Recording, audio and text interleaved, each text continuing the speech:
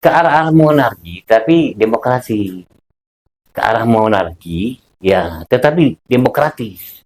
Demokratis. Kalau sudah berada di IKN itu, demokrasi tingkat dunia ini. Tapi mengarah-arah seperti monarki, ya. Tapi demokrasi, bukannya kerajaan, ya. Jadi mengakomodasi daripada kerajaan. Karena kita tidak menerapkan sistem pemerintahan parlementer, tapi kita menggunakan sistem pemerintahan presidensial. Nah, apa yang dimaksudkan dengan sistem pemerintahan presidensial itu, di mana presiden posisinya sebagai kepala negara dan juga kepala pemerintahan. Itu kalau presidensial. Kalau parlementer itu harus ada perdana.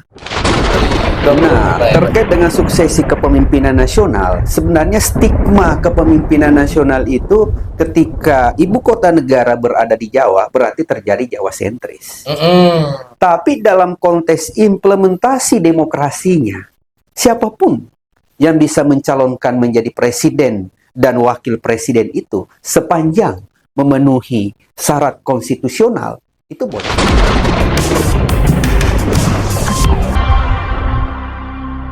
Selamat sore, kembali lagi bersama saya Dedi Irawan di Lentera Demokrasi. Sore ini kita kedatangan dua tokoh, yang mana dua tokoh ini sama-sama ahli sejarah. Satu, sejarah dari keturunan zuriat yang mengklaim dirinya zuriat ke-14 Majapahit dari Prabu Wikramawardhana. Nah, di sini hadir juga Bapak Dr. Hendra Sudrajat, SHMH. Beliau adalah ahli hukum pidana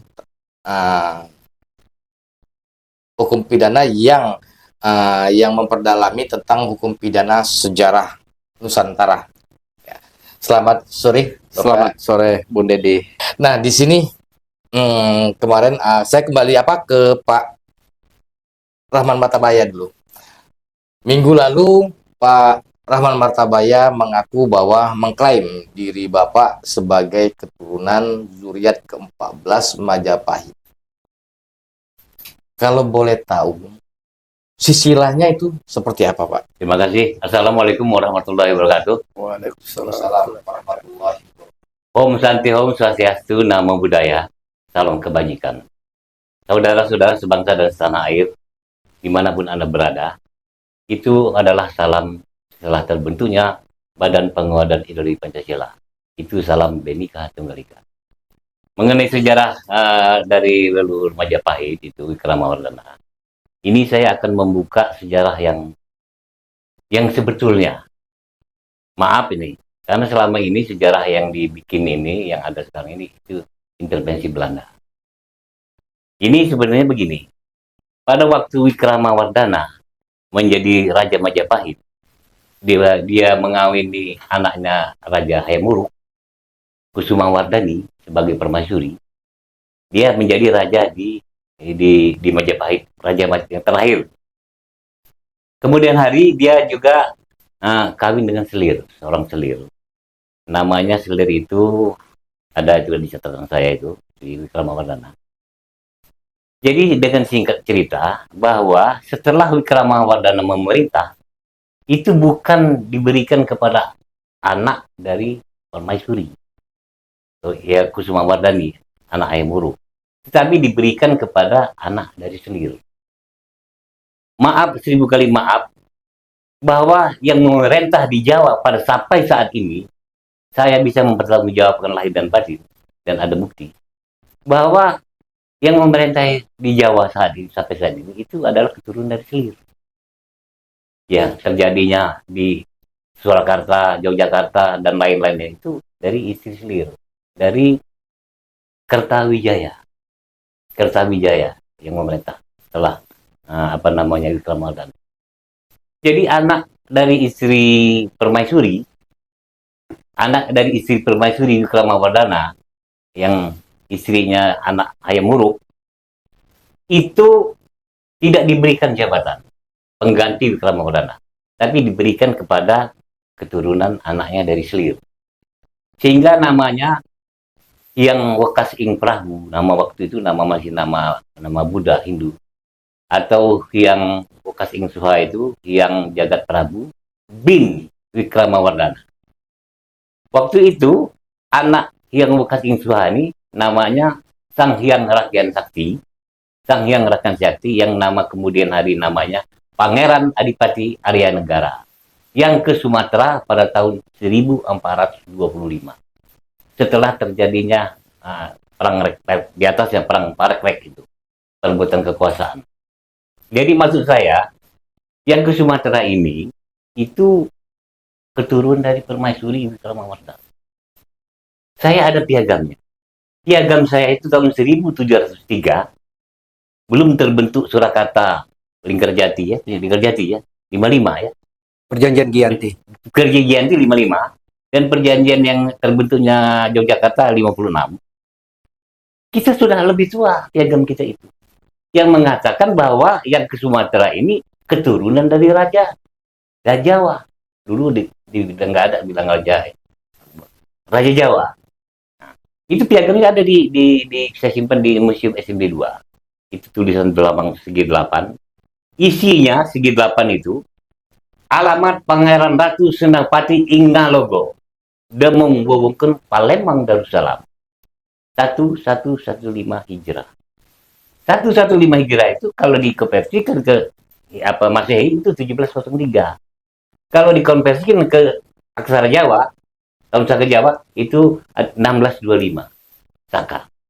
Jadi maksud saya, memang secara spiritual orang-orang dari Jawa melihat orang kita dari Sumatera ini, terutama dari Sumatera Selatan, itu mengakui bahwa kita lebih tua dari mereka. Mereka hormat. Oke, terima kasih Bapak Martabaya. Saya ini kembali bertanya kepada Dok nih, Dr. Hendra. Tadi kan Pak Martabaya tadi bicara, saya tadi kan menanyakan soal keturunan ya, keturunan Sisila. Nah, ternyata saya juga belum terlalu menangkap apa yang dijelaskan oleh beliau. Nah, menurut dokter, kira-kira sejarah yang disampaikan oleh beliau itu masuk di dalam konsep ideologi atau secara biologis?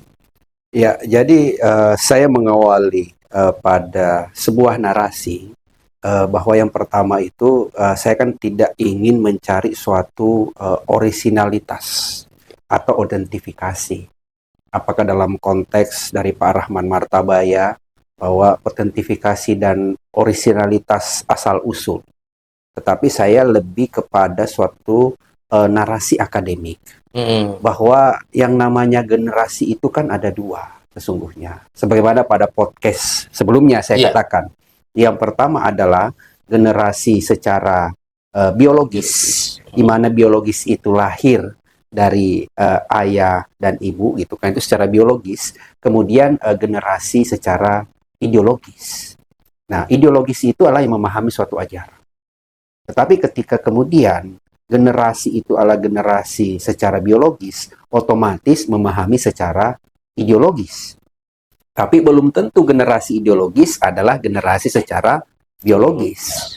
Nah, dalam konteks kerajaan Majapahit yang bertahta dan berjaya selama 3 abad, yang mengalami pasan surut itu tadi, di mana terjadi suatu perang Parekrek atau perang saudara ketika pasca mangkatnya Prabu Hayam Wuruk ini dan Pati Mahapati Gajah Mada, memang terjadi suatu perseteruan antara generasi dalam istana Majapahit itu, sehingga kemudian kalau kita ingin melihat ada suatu parameter yang mesti harus kita angkat sesungguhnya. Contoh misalnya, saya tidak berbicara dalam konteks generasi biologis. Saya berbicara dulu pada konteks secara ideologisnya. Seperti apa? Ideologi apa yang terjadi pada masa kerajaan Majapahit itu? Yang pertama ada konsep integrasi, di mana pada Sumpah Palapa yang dikemukakan oleh Mahapati, yang dipelopori oleh Mahapati Gajah Mada, ingin mempersatukan Nusantara itu. Itulah sesungguhnya adalah embrio dari Bhinneka Tunggal Ika. Kemudian meskipun Bhinneka Tunggal Ika itu sudah ada pada kerajaan Singosari, itu sudah ada pada kerajaan Singosari, dan juga merupakan embrio lahirnya Pancasila, Sila Ketiga, Persatuan Indonesia. Tetapi ini sebenarnya embrio integrasi ini pada masa Sumpah Palapa itu ambruk ketika terjadi Perang Parekre, di mana ingin mempertaruhkan tahta dari Majapahit. Kemudian yang kedua adalah ada suatu kitab hukum pada masa Majapahit itu, yaitu yang disebut dengan Kitab Undang-Undang Kutara Manawa Dharma Sastra, yang terdiri dari 255 pasal dengan 22 bab. Salah satu dalam kitab itu adalah ada pasal yang menyebut dengan ketentuan hukum pidana yang disebut dengan astra cora. Itu hukum potong tangan itu sudah ada di situ. Dari zaman kerajaan. Meskipun pada Kalingga kuno di mana Ratu Sima itu sudah memenggal kaki anaknya, itu sudah hukum potong kaki atau potong tangan waktu itu. Tetapi pada era Majapahit ini salah satu ideologi ketika memang ada yang muncul, ya, seperti dari Pak Rahman Martabaya muncul sebagai generasi kesekian, tentu kan harus memahami dari aspek ideologisnya ini. Karena kita perlu ada suatu pemahaman yang utuh tentang kerajaan maritim terbesar Majapahit ini. Ya, bukan hanya kita berbicara dalam konteks kawasan percandian yang ada di kawasan Trowulan saja, tetapi ada beberapa mandala-mandala juga yang ada pada kerajaan Majapahit. Di Sriwijaya pun juga ada mandala, salah satunya Mandala Bumi Ayu. Tapi kita berbicara dalam konteks Majapahit, ada suatu mandala-mandala yang ada dalam kerajaan Majapahit. Nah, itu dalam konteks dari sisi ideologisnya, yang sesungguhnya masih banyak nilai-nilai ideologis, nilai-nilai living law hukum yang berkembang di tengah-tengah masyarakat Majapahit yang bisa kita transformasikan pada beberapa candi-candi yang ada di Majapahit. Contoh Candi Brahu itu banyak. Bagaimana sistem irigasi. Masih ada kolam besar di Trowulan sekarang, yaitu kolam Segaran, yaitu kolam di mana sistem irigasi dan pengairan itu sudah ada pada zaman itu. Karena memang ketahanan dan kedaulatan pangan itu salah satu dari ideologi yang ada. Itu dalam konteks generasi secara ideologisnya, pemahaman secara utuh tentang adanya Majapahit. Kemudian yang kedua, secara biologis. Lahirnya Majapahit ini, Pak, itu karena ada prahara. Saya sebutnya, ada buku saya, nanti saya akan terbitkan setelah saya guru besar. Ada saya tulis sebuah buku namanya Prahara di Tahta Singosari, embrio Kerajaan Majapahit. Karena tanpa ada serangan dari Jayakatwang, ya, dari Kerajaan Gelang-Gelang yang menyerang dari Kerajaan Singosari ini tidak mungkin Majapahit akan berdiri. Karena pada saat itu Prabu Kertanegara, Raja Singosari terakhir, itu melakukan ekspedisi Pamalayu ke Sumatera itu. Mengerahkan tentara yang begitu banyak, sehingga kosonglah kota raja, tentara-tentara yang inti. Inilah yang dimanfaatkan oleh Jayakatwang untuk menyerang Singosari. Akhirnya Singosari runtuh. Larilah Raden Wijaya ini. Raden Wijaya itu siapa? Mantu dari Kertanegara, lari ke wilayah Sumeneb Madura, ke Arya Wiraraja, meminta perlindungan. Akhirnya Arya Wiraraja ini, ya saya sebutnya ini ahli strategi perang, menyusun strategi untuk menyerang kembali Jayakatwang dengan menggunakan pasukan Mongol, Mongol itu yang ingin mencari dari Kertanegara, karena waktu itu kan utusan dari Mongol itu dipenggal telinganya kan pada waktu itu. Sehingga ketika Raden Wijaya ini kembali bergabung, ya, diterima oleh Jayakatwang, diam-diam Raden Wijaya ini membangun sebuah kawasan perburuan. Kan dia ketahui bahwa Raja Jayakatuan ini sangat senang berburu, sehingga membuatlah kawasan perburuan, berburu rusa dan apa segala macam di situ. Itulah yang disebut dengan hutan yang ada pohon majanya, yang kelak menjadi Majapahit. Inilah raja pertama. Inilah raja pertama dari Majapahit ini yang disebut dengan Raden Wijaya.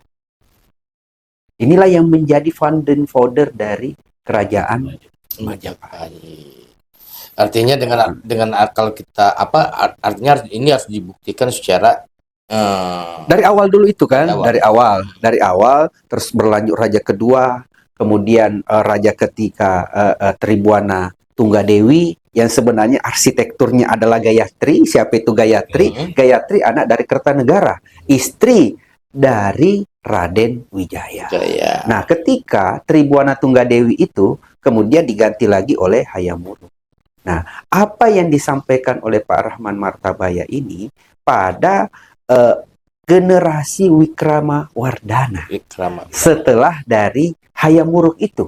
Nah, inilah yang harus diurai secara biologisnya. Tentu kan kalau secara biologis ada silsilah. Bukan dari berdasarkan suatu penelitian ilmiah. Beda kalau secara ideologis tadi. Kita perlu meneliti secara ilmiah. Bagaimana Undang-Undang Kutara Manawa Dharma Sastra. Bagaimana integrasi konsep Sumpah Palapa. Itu yang harus secara ilmiah. Makanya saya membawakan dua parameter ini. Saya tidak mencari otentifikasi asal-usul, tapi parameter yang jelas bahwa pertama generasi biologis, kemudian adalah generasi secara ideologis. Tetapi generasi ideologis kita perlu secara ilmiah, penelitian, tetapi secara generasi biologis harus ada silsilah yang jelas sebagai suatu garis keturunan. Pak Martabaya minggu lalu Pak Martabaya kan menceritakan tentang berdirinya suatu negara Indonesia. Nah, tentu ada konsep kenegaraan, ya kan? Konsep kenegaraan dari nilai-nilai seperti apa itu? Terima kasih, Bung Dedi.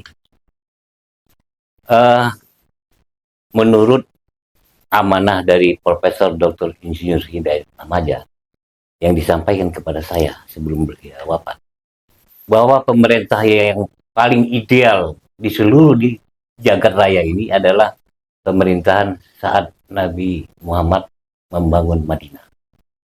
Saat Nabi Muhammad membangun Madinah, dia hijrah dari Mekah ke Madinah.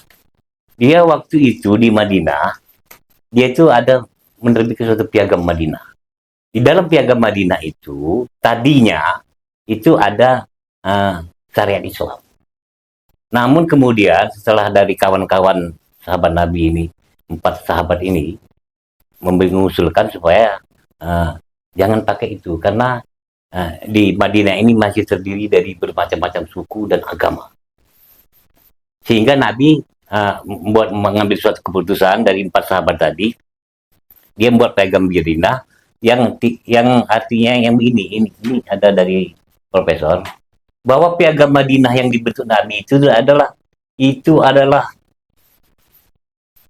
inti ideologi untuk seluruh umat manusia di dunia, inti ideologi. Kenapa?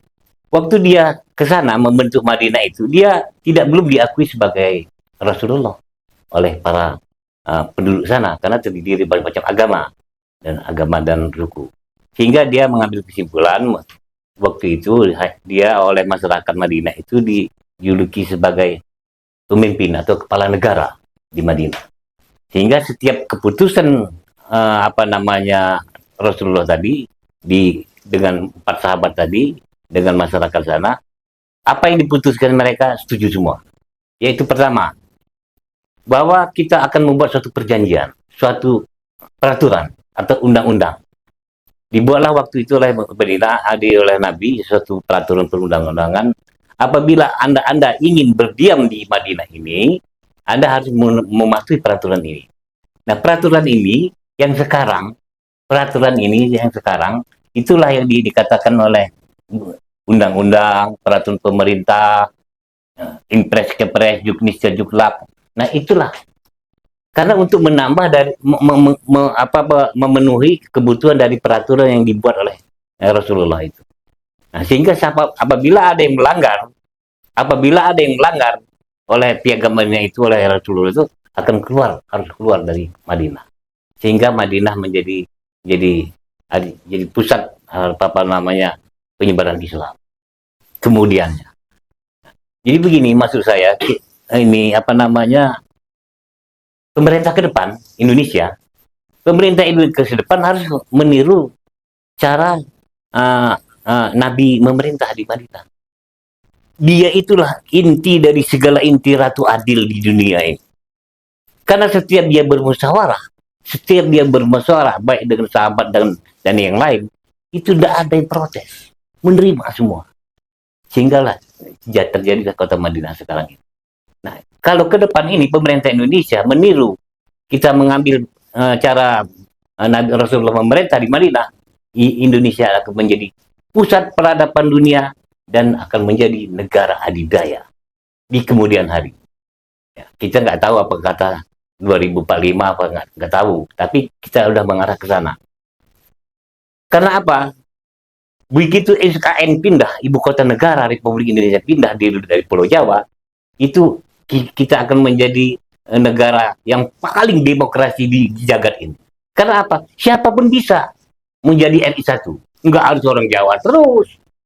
Nah selama ini kan karena ibu kota itu di Pulau Jawa, kerajaan Majapahit di Pulau Jawa, jadi RI 1-nya orang Jawa. Nah orang luar Jawa selama ini itu orang kedua terus. Nah ke depan ini kalau ibu kota sudah pindah karena pesan leluhur itu batas 7.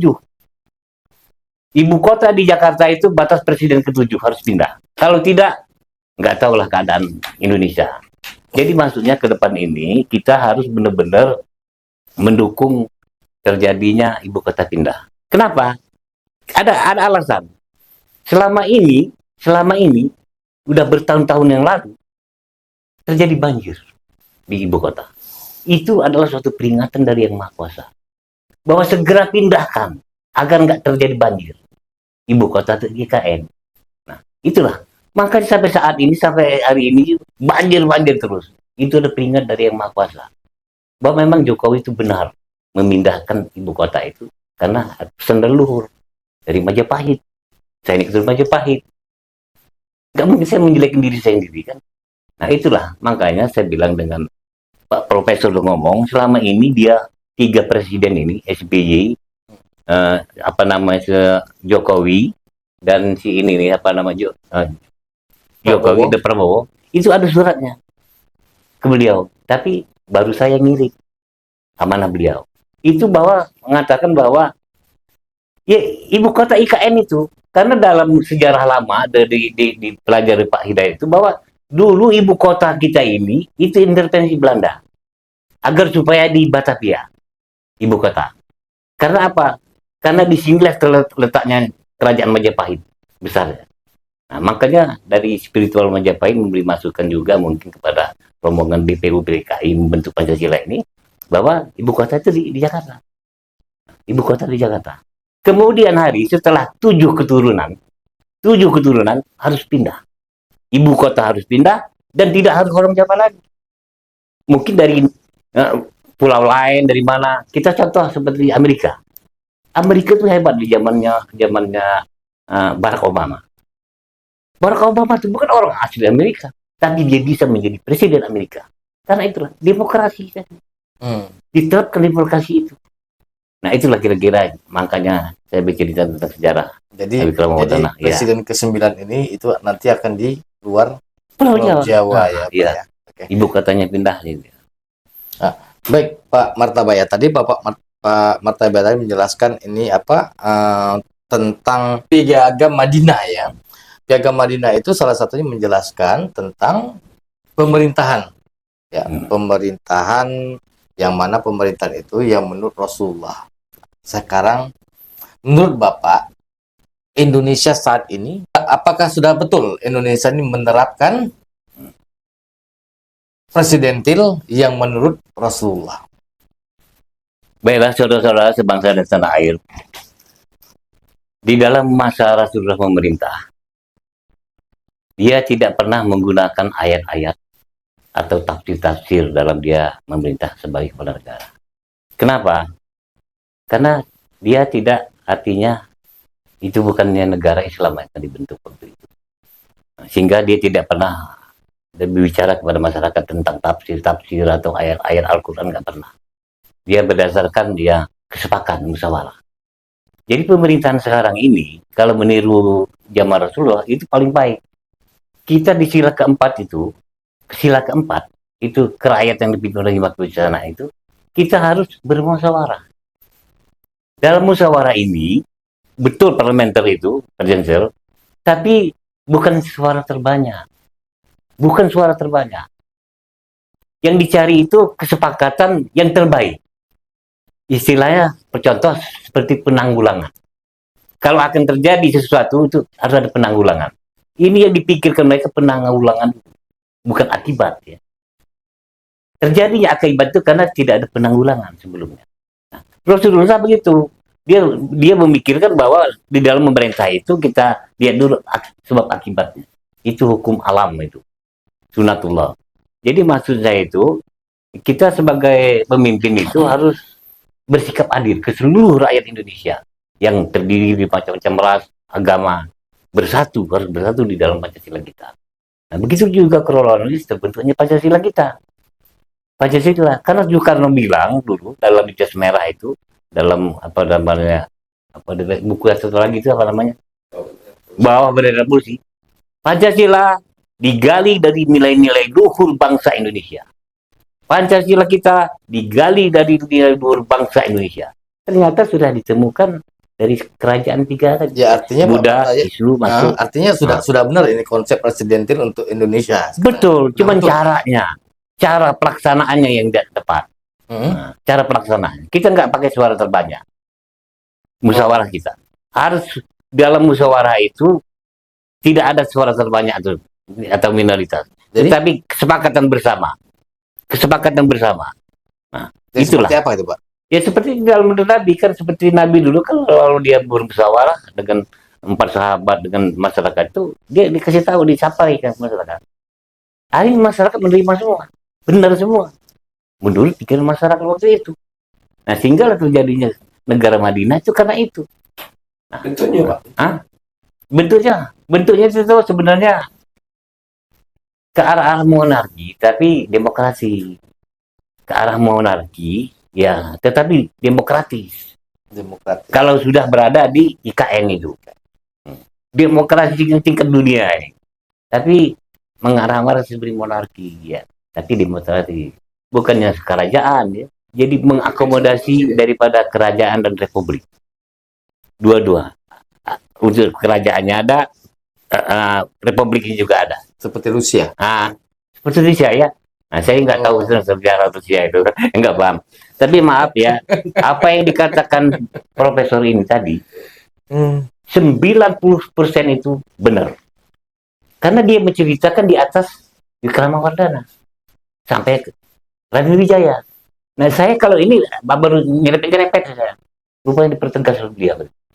Dari Raja Majapahit pertama sampai ke Hayam Wuruk. Beliau bercerita, betul itu. Saya ada silsilahnya itu.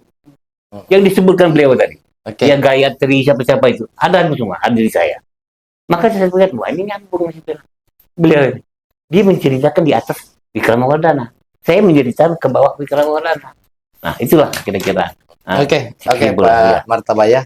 Menurut dokter, itu apa yang disampaikan oleh Pak Rahman Martabaya itu seperti apa itu? Kalau menurut konsep dari apa atau penelitian dari selama ini Bapak lakukan? Ya, jadi saya awali tadi dari Piagam Madinah yang diistilahkan oleh Pak Rahman Martabaya.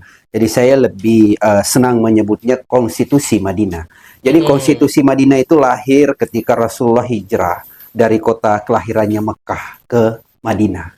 Sehingga lahirlah yang disebut dengan Konstitusi Madinah. Cikal bakal lahirnya masyarakat madani. Betul. Nah, apa itu masyarakat madani? Di mana masyarakat yang hidup saling berdampingan tanpa membedakan suku, tanpa membedakan agama, ras, dan golongan. Sehingga ada prinsip justice di situ, ada keadilan. Maka lahirlah al-adilu walakin fil umroh. Sebaik-baiknya adil itu adalah adilnya seorang pemimpin atau umara. Itu terimplementasi pada konstitusi Madinah. Nah, dalam konteks keindonesiaan, itu sebenarnya sudah ada dalam Pancasila itu, konstitusi Madinah itu. Meskipun secara implementasi pemerintahannya itu bukan sistem pemerintahan Islam, tapi kita menggunakan sistem pemerintahan demokrasi Pancasila, di mana bentuk negara kita adalah negara kesatuan. Sistem pemerintahan kita adalah sistem pemerintahan yang presidensil, jadi bukan parlementer. Ini juga saya ingin meluruskan sebuah narasi ucapan atau kalimat. Kita jangan pernah menyebut DPR RI itu atau kantor DPR adalah parlemen. Karena kita tidak menerapkan sistem pemerintahan parlementer, tapi kita menggunakan sistem pemerintahan presidensil. Nah, apa yang dimaksudkan dengan sistem pemerintahan presidensial itu, di mana presiden posisinya sebagai kepala negara dan juga kepala pemerintahan. Itu kalau presidensil. Kalau parlementer itu harus ada perdana menteri. Kalau parlementer rata-rata dalam konsep-konsep negara modern. Nah, keterkaitan dengan adanya IKN itu, dimanapun sebenarnya, ya, saya sampaikan pada podcast sebelumnya kan, dimanapun sebenarnya ibu kota negara itu boleh dimanapun. Maka dalam konsep penataan kota, di mana Jakarta begitu sangat padat, di mana dibagi pusat ekonomi dan pusat pemerintahan. Jakarta tetap menjadi pusat ekonomi, kemudian ibu kota negara yang ada di Kalimantan itu menjadi pusat politik dan pemerintahan, seperti yang ada di Cina dan di negara-negara maju lainnya. Sebenarnya lebih kepada pembagian dari pengurusan pemerintahan itu sendiri. Maka terkait dengan itu tadi, kenapa saya memulai dari Raden Wijaya tadi itu? Kenapa saya mulai dari Raden Wijaya hingga Hayam Wuruk? Karena terhenti di situ kejayaan dari Majapahit, karena terjadi perang Parere, sehingga agak sulit antara Breh Kertabumi dan dengan Breh Wikramawardhana untuk kita mengurai keturunannya ke bawah. Karena nanti akan muncul pada saat Prabu Brawijaya V yang memiliki anak yang disebut dengan Raden Fatah, Sultan Fatah, yang kemudian membuat kadipaten yang disebut dengan Gelagawangi, yang cikal bakalnya menjadi Demak Bintoro. Itu yang terjadi pada akhir Majapahit. Berarti yang menjadi penerus Demak Bintoro ini adalah dari Breh Kertabumi, bukan dari Wikramawardhana, yang representasi dari Raden Fatah. Meskipun narasi sejarah selama ini menyebutnya bahwa Raden Fatah tidak lahir dari generasi permaisuri Prabu Kertabumi. Nah, ini yang perlu kita diskusikan juga secara lebih lanjut ke depan. Kalau menurut dokter tadi kan Pak Martabaya tadi mengatakan bahwa nanti untuk presiden ke-9 itu katanya dari Pulau Jawa, dari luar Pulau Jawa. Ini menurut dokter gimana? Terkait dengan suksesi kepemimpinan nasional, sebenarnya stigma kepemimpinan nasional itu ketika ibu kota negara berada di Jawa, berarti terjadi Jawa sentris. Tapi dalam konteks implementasi demokrasinya, siapapun yang bisa mencalonkan menjadi presiden dan wakil presiden itu sepanjang memenuhi syarat konstitusional, itu boleh saja. Dari Sabang sampai Merauke, dari Pulau Rote hingga Pulau Nias, itu bisa mencalonkan siapapun, terlepas pindah atau tidaknya ibu kota negara. Ini dalam konteks demokratisasi. Kita kan menggunakan prinsip demokratisasi, di mana di pasal 1 ayat 2 Undang-Undang Dasar bahwa kedaulatan berada di tangan rakyat dan dilaksanakan sepenuhnya oleh undang-undang. Bukan lagi majelis, tapi undang-undang. Undang-undang apa? Undang-undang pemilu. Undang-undang pemilu presiden. Berarti siapapun yang mencalonkan. Hari ini Bun Dedi ya. Iya. Bun Dedi bisa mencalonkan diri, misalnya pasangan dengan Pak Martabaya. Artinya 2029. Artinya apa? Tidak ada lagi suatu dikotomi bahwa harus Jawa, harus di luar Jawa. Siapapun bisa, terlepas dari adanya narasi IKN. Kalaupun ada referensi-referensi bersifat mitos dari leluhur, iya. itu terlepas dari aspek narasi demokrasi dan konstitusi.